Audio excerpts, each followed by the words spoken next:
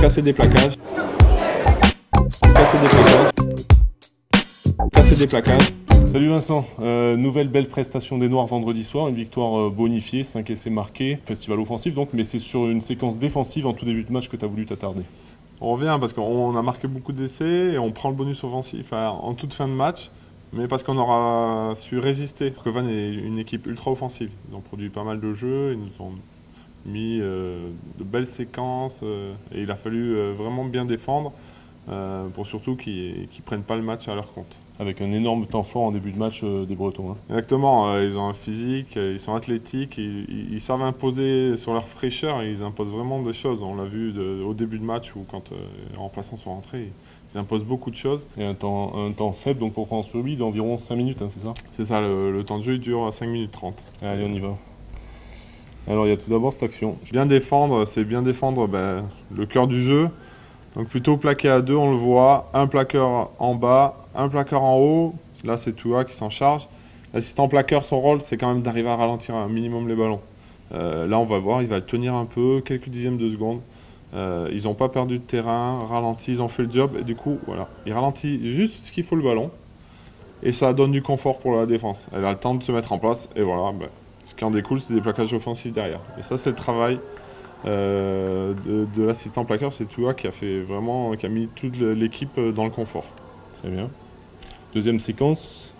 Alors là, on est sur... Un peu plus loin, on n'est pas longtemps après, 20-30 secondes après. On a réussi à mettre du mouvement. Et là, on a une très bonne montée collective.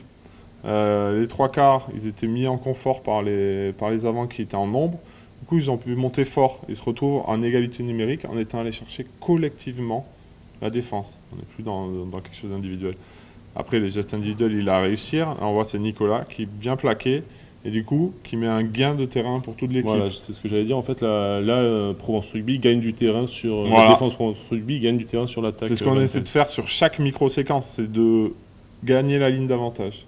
Parce que plus on gagne la ligne d'avantage, plus on met l'équipe attaquante dans l'inconfort. Ils se retrouvent sans vitesse, dans des conditions difficiles.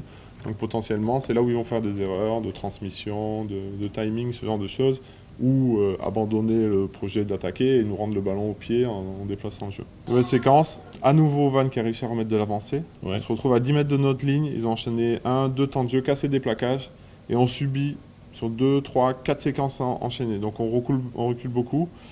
Et du coup, la solution, c'est un peu d'inverser les choses. Ouais, il ne faut pas être passif, il faut revenir dans l'activité. Si on est passif sur une équipe qui tient le jeu comme ça, qui a ces qualités-là, ils vont aller jusqu'à leur but et on va faire que reculer. Très bien. Donc, à un moment, il faut casser les choses. Et c'est Charles qui va s'en charger. Là, c'est Charles qui s'en charge, un peu notre régulateur de défense. Et lui, il va prendre une décision, c'est-à-dire qu'il va venir défendre en inversé sur le joueur. Voilà. Là, le premier porteur de balle, il est très loin de son œuf, donc la passe va être longue. Lui, ça va lui laisser le temps d'analyser la situation et de venir intervenir pour couper l'action.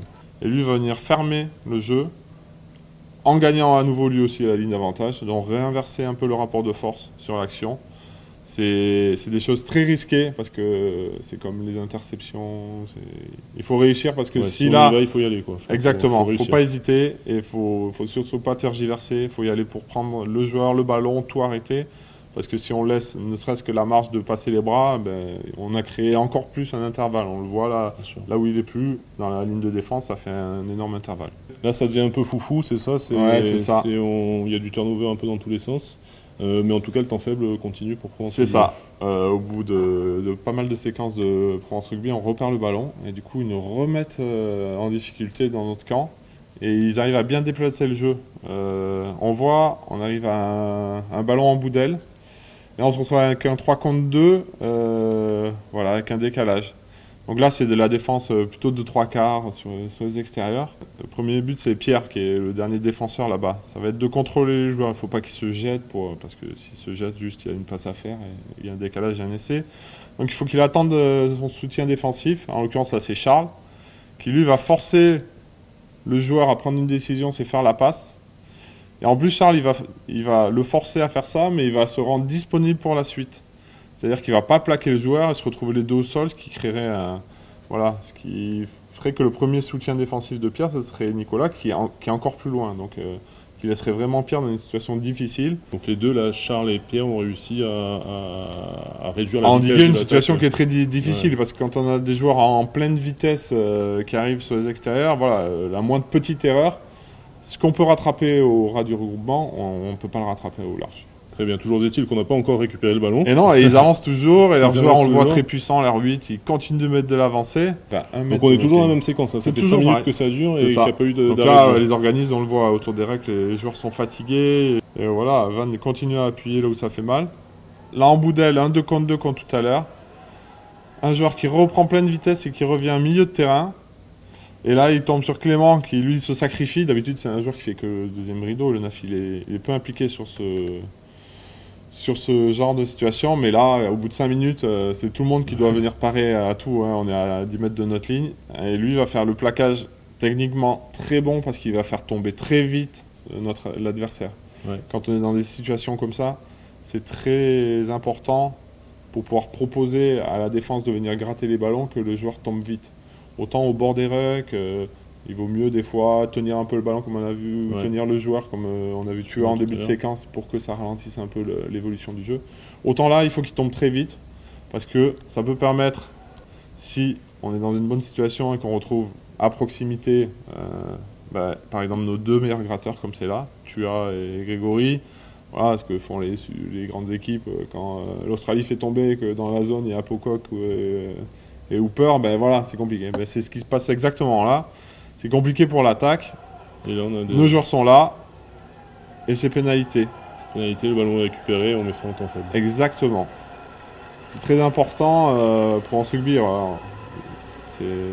C'est vraiment de l'abnégation collective et voilà, chaque joueur dans chaque situation a su faire ce qu'il fallait pour endiguer cette situation. Parce que Van, c'est une équipe qui est très très bonne en attaque et qui nous met vraiment à mal à chaque fois.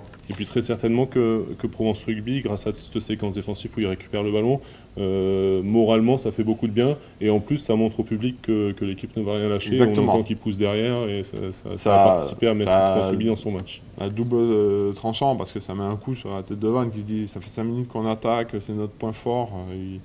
Ils n'ont pas fait une faute parce que évidemment la première des défenses c'est d'être dans la règle.